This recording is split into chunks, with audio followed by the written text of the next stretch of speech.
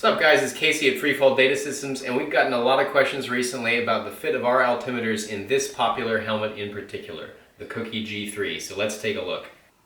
Okay, so the G3 at first doesn't look like the best helmet for an audible because it lacks those visible bulges that you see on a lot of other helmets like this. So it doesn't look like it's the best helmet for an audible, but actually it's pretty good if you understand its construction a little bit. And if you look inside, you can see that it has audible pockets on the sides here.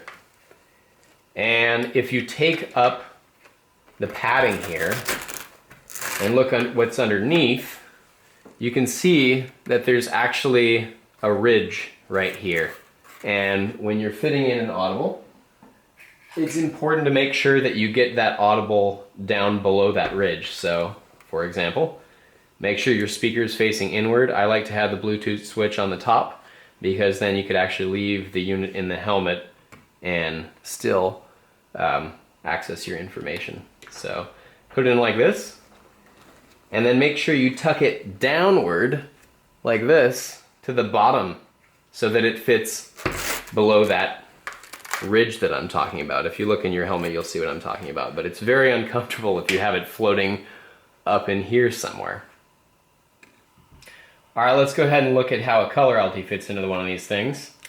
So go ahead and disconnect the control unit and put it in the other side in the same manner we just did the SonoAlti. Notice I have, again, the Bluetooth switch up, the jack up, and also that the recharge port is right there too, so I could even recharge it in my helmet if I wanted to. Let's go ahead and insert that. Get it below the jawline.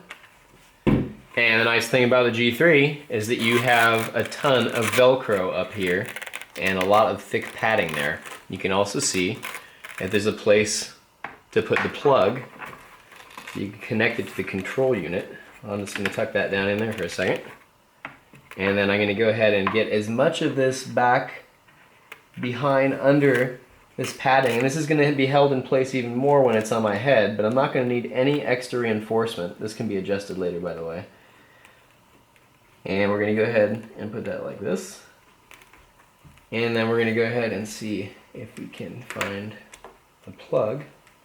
I'm going to go ahead and connect it to the control unit. And we are set to go.